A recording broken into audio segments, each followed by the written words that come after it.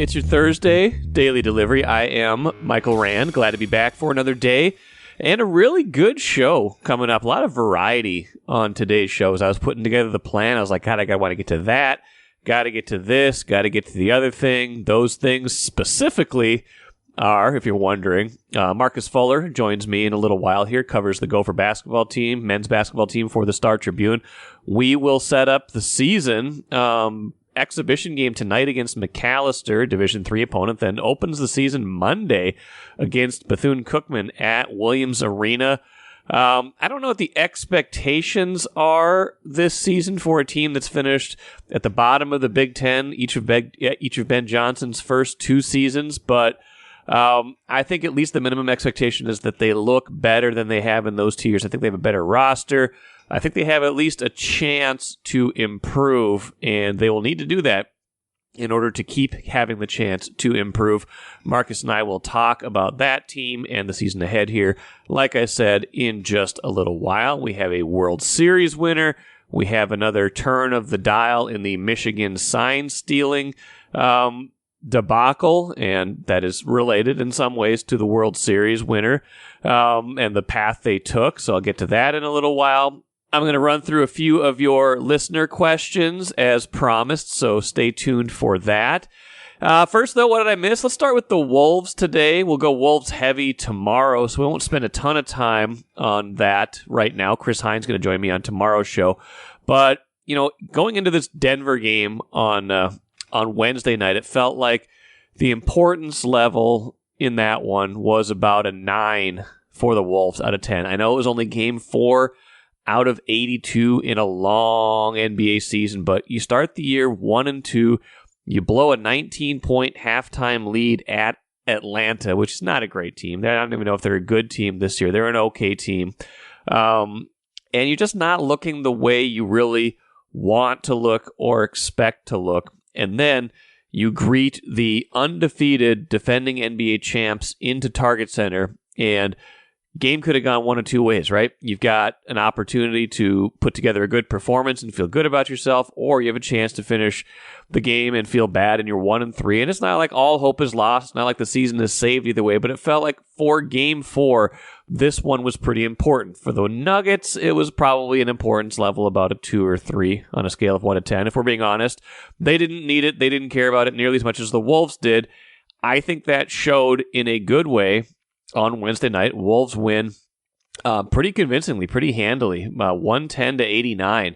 Had another 19-point halftime lead. This time they were able to not only hold on to it, but maintain a fairly firm grip over it. Didn't feel like that one was slipping away really at any point, and that's a good sign for the Wolves, who, like we've talked about plenty of times, have had a recent history of letting leads go, of not taking teams seriously. Denver is definitely a team they would take seriously no matter what, but a good kind of veteran-style performance. Mike Conley, a big part of it, especially in the third quarter, making sure that lead doesn't slip away, that they're getting good shots, making good shots, staying under control.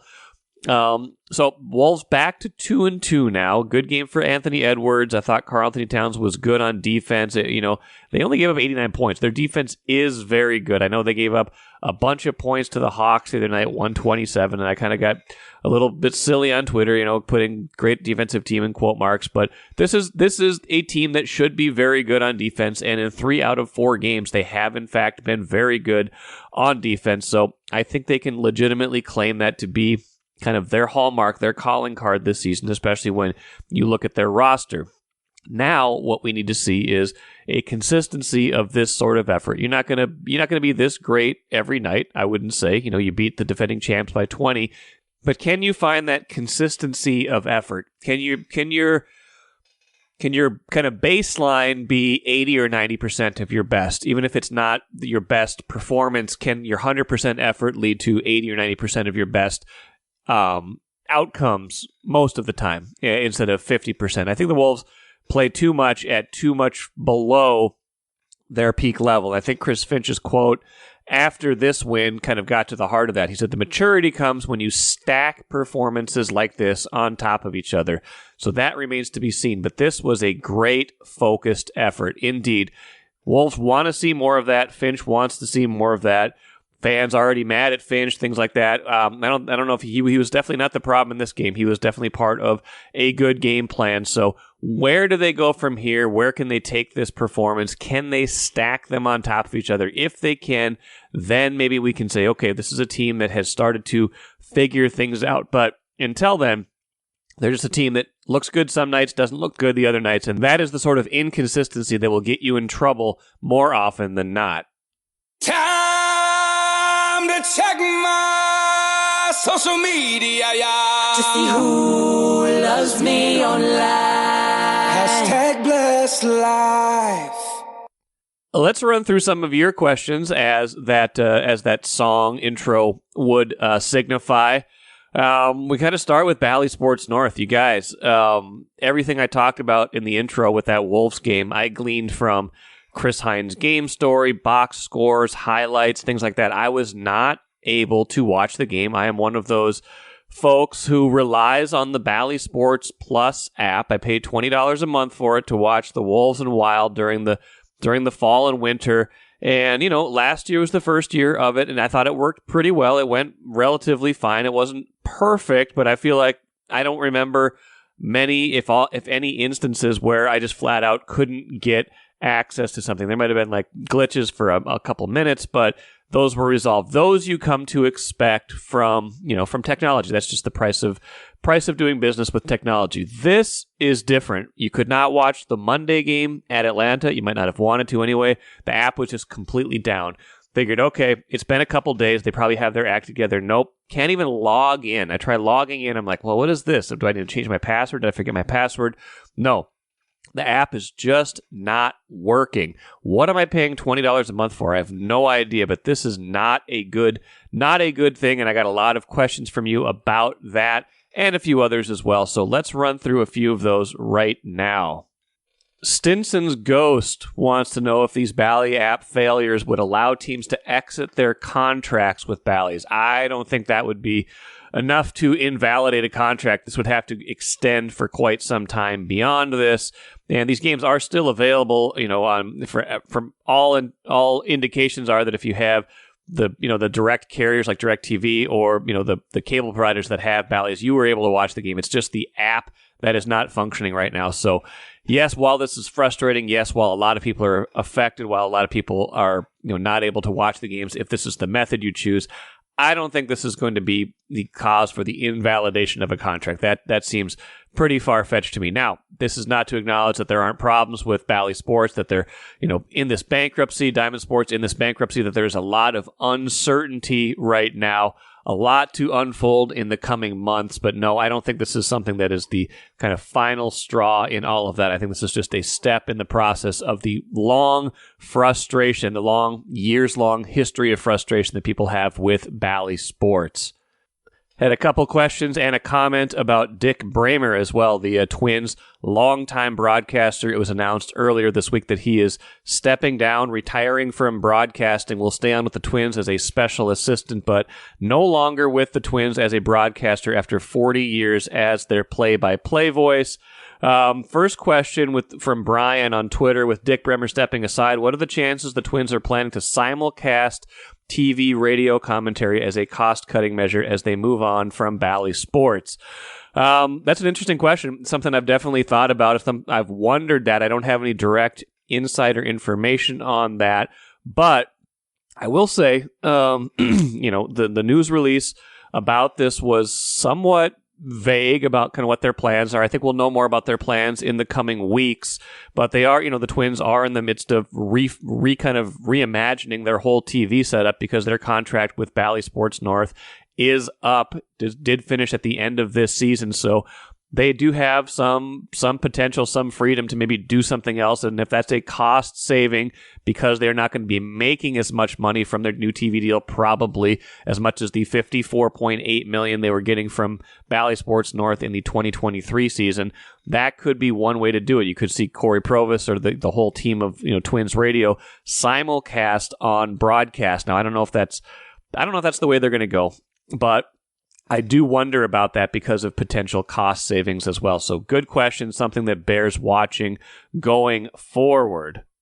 Andrew on email was wondering if he responded to the shout out for questions on Loud in yesterday's podcast. Wants to know if I think Dick Bremer was forced to retire. I don't know that. It was interesting to me that I was told Dick Bremer wasn't doing any media this week. I tried to reach out to Twins president Dave St. Peter, and he's not ready to talk right now. I think a lot of that's probably because they're in the midst of negotiations with what they're going to do with their new TV deal and stuff like that. So got a great relationship with Dave St. Peter, and I respect that. But I was struck by the fact that Dick Bremer wasn't doing media. And it could just be that he's got other things going on right now. But the timing of everything, the fact that there wasn't like a big send-off during the season, it did make me wonder how this decision was reached. So if you have questions, I still have questions too. And I will be asking those questions when I get a chance to do so. One more Dick Bremer thought from Carl on email. He said, if you chance to get to pass this along to Dick, and I'm going to do that over this podcast right now, please do. He said, Dick, you will not know this, but when I watched and listened to you over the last 40 years, it is almost like watching the Twins with a neighbor. You make me laugh a lot, especially as the stuff we as Minnesotans do and say. I'm sure you as my neighbor would not be surprised if we ended up laughing at some dumb joke about lutefisk. I was at a game this fall wearing a turtle hat. You saw it, and I think you said, who is that guy with the turtle hat? One more chuckle for me. Bless you. I will always think of you as a friend and a very good neighbor, Carl. Now, that's a nice sentiment. Really like that, and that's what's lost sometimes if you make a change like this, right? Like, there's definitely people who have watched, listened to Dick Bremer over the years, think of him as a trusted voice. That will be missing in 2024, and it remains to be seen what will be taking its place. Final one from disappointed Minnesota sports fans. This is more of a kind of just a fun question. Who sees the second round of the playoffs first as a Minnesota athlete? Justin Jefferson, Anthony Edwards, or Kirill Kaprizov? I thought about this for a while last night, and it's a good question because there's a lot to unpack there. Justin Jefferson, he has the first chance to do it, obviously, if the Vikings can rally, and all they have to do is win one game, and they are into the second round of the playoffs. So I'd say Justin Jefferson's path is the clearest, at least most immediately. Kirill Kaprizov, the NHL is so volatile, it sometimes is easier to advance to the second round of the playoffs in that league just because, you get a hot goalie or you get a few bounces in the first round if you get in, and you can get there. Now, I don't know if the Wild are going to be that kind of team this season, so I do wonder about that. It's kind of a slow go early this year, although Matt Boldy back tonight, it sounds like, so maybe they can get some things going. Anthony Edwards, if you're banking on the Wolves getting to the second round of the playoffs, that's only happened once in their entire existence, but they have made the playoffs each of the last 2 years. They do have a team that, if they get their act together this year, could be, a top 4, top 6 seed, go straight into that playoffs, and depending on the matchup, could advance to the second round. So it is a tricky question. I don't know if there's a perfect answer. I'm going to say I think Justin Jefferson, just because I think the Vikings, the path, just because of the path being a little bit more clear, I'd probably go Jefferson, Edwards, and then Kaprizov in terms of order of who I think is going to get to the second round first, although I think Kaprizov might have the best chance of winning a championship in the next 5 years, if that makes any sense. So thanks, everybody, for your questions. Please send me more if you want to, and we'll get to them in a future episode. Grand Casino would like to take a moment and salute the true football fan. The passion, the hope, the anticipation, that incomparable feeling of winning. Grand Casino would also like to take a moment to remind you that you can find all that anticipation, thrill, and winning at Grand Casino. Grand Casino, let your story begin. It's November, in case it snuck up on you. It snuck up on me a little bit, and that means it is Gopher basketball season. Marcus Fuller, beat writer for the Star Tribune, is with me today. There is a exhibition game, Marcus, Thursday night against Division III McAllister. And then the season starts for real on Monday against Bethune-Cookman. Again, a year 3 of Ben Johnson. I think we look at the roster and it looks better, but still some holes there. I saw they're picked 14th, dead last in the Big Ten by the voters, by the by the media. So what do we make of Not by things? me. Not by you. What do we make at the outset here? Yeah, first of all, always good to be on here talking Gopher hoops, especially when it's around the corner. I know I've talked a couple times on here and they're like, hey, we got other stuff going on. Right. I think first off, second off, I didn't pick them last the last 2 years. I'm just going to put that out there. Okay. I should have published that, by the way, then I get credit if they didn't. But no, I think a lot of that is just, who's returning, who's gone. I think the last few years under Ben Johnson, they've lost a lot of talent, lost a lot of players to the portal. And then, it's about who is replacing them. The newcomers are a little bit of a question mark, not in the fact that they haven't produced at other schools, but just about what they're going to do in the Big Ten. So the fact that if you have a lot of newcomers, have a lot of questions. Dawson Garcia is certainly an all Big Ten preseason player. But again, a lot of the media folk that don't cover the team like I do, they're asking me like, who are these guys, these new guys? And they just don't know. And there's a lot more stability for some of these other teams, than the Gophers. But again, I would be shocked if they finished last. The last 2 years, they definitely surprised me. I think the first year, people expected that because he lost 10 players. There were quite a few newcomers. They surprised everybody starting 10-1. Right. At that point, they were thinking, oh man, how high can this team finish? So I think there's just a difference in starts from the last 2 years. Started off fast in Ben's first year. Second year, last season, they really struggled early. This year, the non-conference schedule, it's pretty soft for a team who really needs to build that confidence, needs to, build that momentum. They only play one high major opponent in non-conference, which is a home game versus Missouri. A home and home should be a really good test for them. But in this day and age, we just saw former Gopher recruit Dennis Evans' Louisville team lose to Division II team in exhibition. So, you don't look at the name on the jersey or the name on the schedule and say, hey, we got an easy night. Because when you're a team like the Gophers or even Louisville, who struggled last year, every single game, including an exhibition game, is something that if you don't come to play, it'll be tough. A lot of rough play the last 2 years, like you said, that the Big Ten finishes not what they wanted. You have them again, the media, not you, but the media at large, picking them to finish last again this year.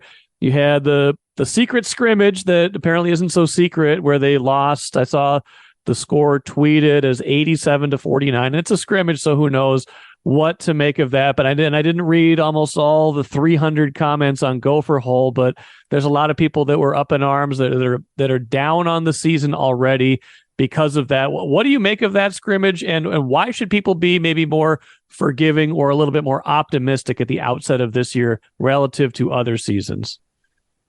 Yeah, I didn't know you based the whole season on a scrimmage that nobody can see. That's pretty surprising. If they would have beaten Colorado State by 50, would that make a difference? That the game didn't count. Ben Johnson talked to us today about what the scrimmage was actually entailed. That they broke it up into 2 20-minute halves. Start, stop. They're working on specific things. He said he played his young players quite a bit. Wasn't really focused on too heavy of a defensive sets and things like that.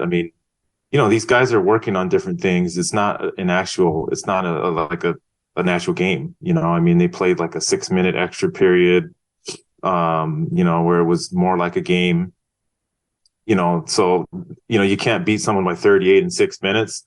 So that 6-minute stretch at the end was more like a game. The 2 20-minute halves were, guys stopping the game and working on different situations. And, he had 2 different starting lineups in each of the halves. He played Parker Fox and Isaiah Enan quite a bit, coming off of 2 years missing with injuries. Cameron Christie, their high profile freshman, didn't play. He was sick. There's a lot of variables and factors. And like I said, I mean, if you beat Colorado State by 38 or you lose to them by 38, I don't think that really matters once you play your first game when it counts. That's the true determining factor.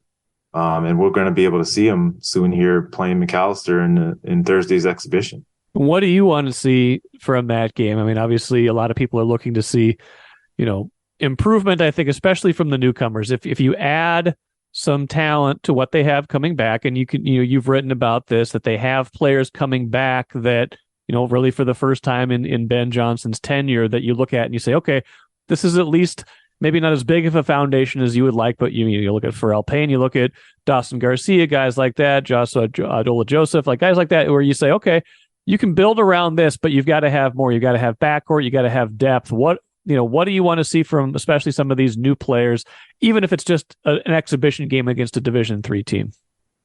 Well, the game doesn't count, but I'd like for them to win, first off.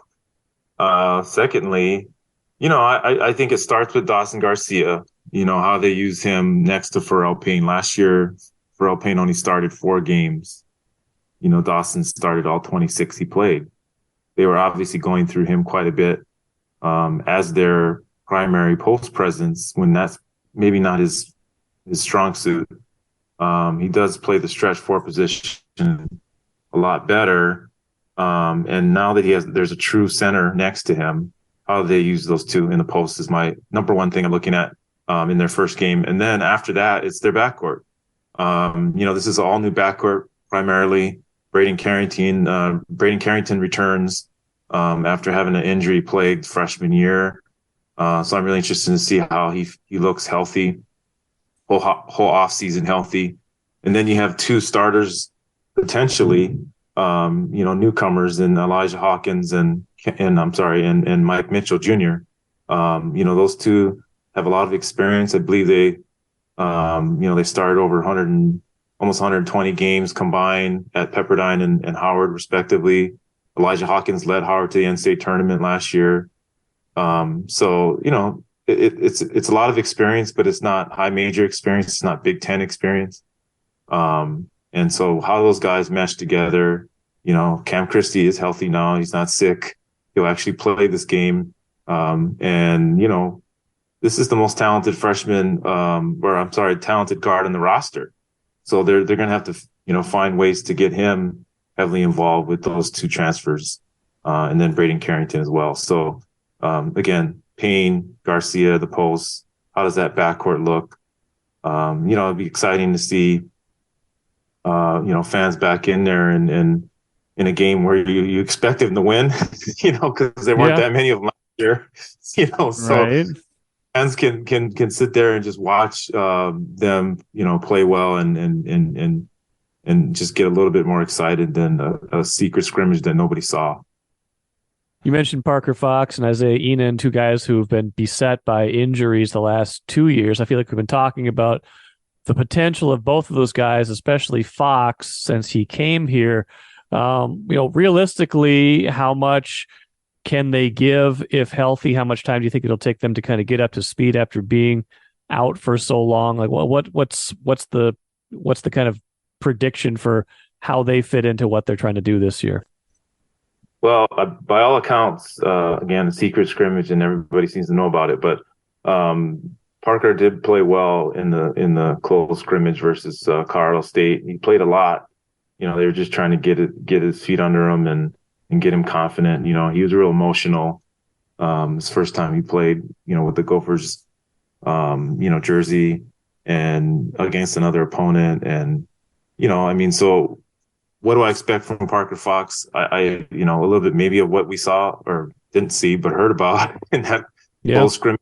And then, Isaiah was honest when I talked to him last week. He said, I was real nervous in that game. I maybe wasn't playing, the way I'm capable of, and it might take him a little bit of time, but he thought he'd play a little bit better at the end of the scrimmage, just more comfortable, running around and playing against somebody else. So I think maybe one is more confident than the other right now. But Isaiah is the one that played in the Big Ten. He's the one that, is the longest tenured Gopher on this team, played for Patino. And he had some really nice games as a freshman. Sophomore year dropped off a little bit, but he's got a lot of ability. I think when you focus, if he focuses more on defense, is what Ben Johnson said, then he can really help that team. I think both guys, a lot of pressure, maybe not on them as much, because you have Garcia and you have Payne and you have some of these other guys that, that are going to be relied on a lot more. I don't think it's the same situation as Eric Curry, a couple of years ago where he was really their only post player. Right. And, there was so much responsibility that he had for a guy that came back from so many injuries. And he really had a good season.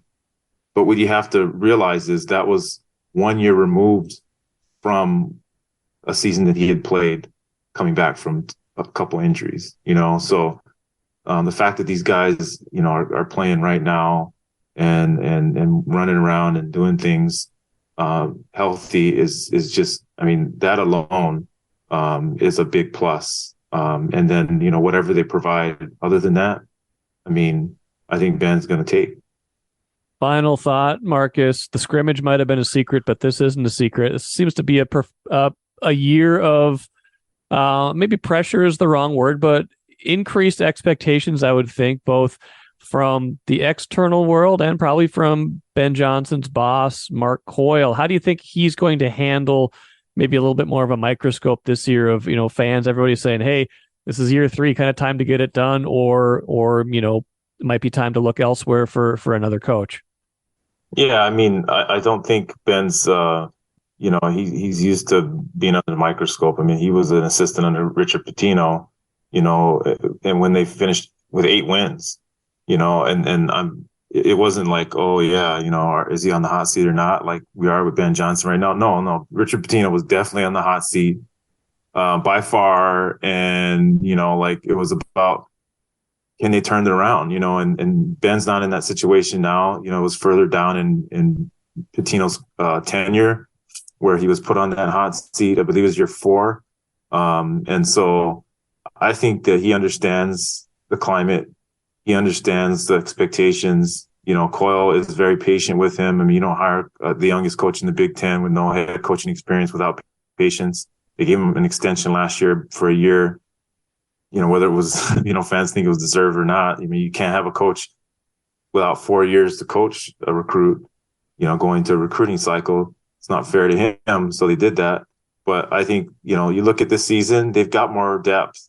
They've got more experience. He has 4 returning players. Previous years, he had 0 and he had 1. So that will help. And, they filled some holes. But the Big Ten, is not going to feel sorry for them. They're not going to be like, oh, the Gophers only won 2 games in Big Ten last year. I hope they're better. No, they're gonna be as good as they were last year. The Big Ten's got Purdue, it's got Michigan State, it's got these tough teams at the top, and then you've got the Wisconsins and the Illinois and all those teams in the middle that, at every given night they can, potentially be looking like an NCAA tournament team. So I think it's all about how they start off the season. Their non-conference schedule is very favorable. And if they can get a lot of wins early, get a lot of confidence, get these young guys and a guy like Cam Christie and Pharrell Payne playing at a high level, who knows how high they can finish in the Big Ten this year. Well, but they're not going to finish last, according to Marcus Fuller, the beat writer for the Gophers. Well, there you go. There, you heard it here first, and maybe heard it here exclusively, because they probably did get a lot of last place votes to finish last overall in that poll. But, that's why they play the games. They start again Thursday night in their exhibition game, but then the real games start Monday.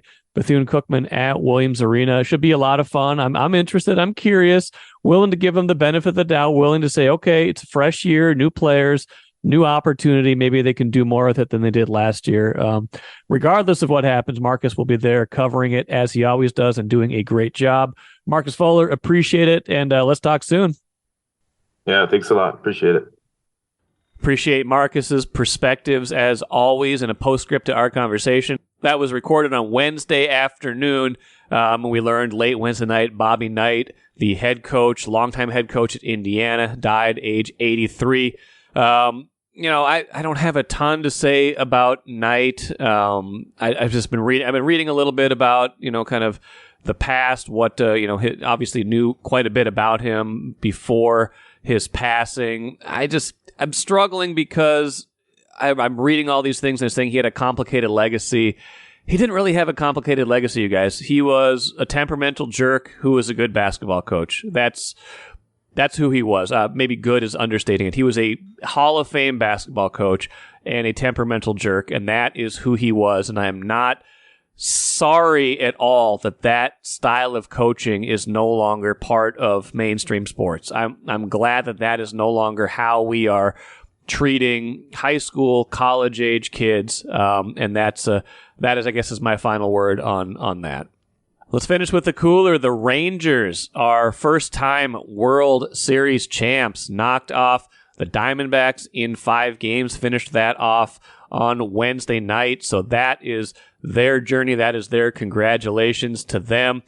Beat the Astros along the way, which is a good thing always whenever the Astros are eliminated. Still have the taint of those cheating scandal years on them, I think. And maybe some of you have moved on. I have not. So when Houston lost to Texas, I immediately became a Texas backer in the back of my mind. So good for the Rangers. Good to see them get their first championship. Good to see them kind of finish things off against the Diamondbacks. And congratulations to them. And, just as we moved on, some people have moved on from the Houston sign-stealing fiasco. Michigan's very fresh. Big Ten coaches meeting with the commissioner apparently late Wednesday. Jim Harbaugh excused himself from the call so they could talk freely, and it sounds like they are mad. They are so mad about this sideline sign-stealing fiasco going on in Michigan, and I don't blame them. They're trying to express what a competitive advantage Michigan had from all this, and they want some actions taken as soon as possible. So keep an eye on that. These scandals tend to drag on for months, years, things like that. But this is one where you could see something, some sort of action, some sort of, I don't know what they would do immediately, but some sort of action quickly rather than dragging it out and we forget about it. So pay attention to that. We're definitely all paying attention to that, but that is a new development in that case. That will do it for me today. Like I said, Chris Hine on tomorrow's show to talk more Timberwolves. Until then, I am Michael Rand, back at it again tomorrow.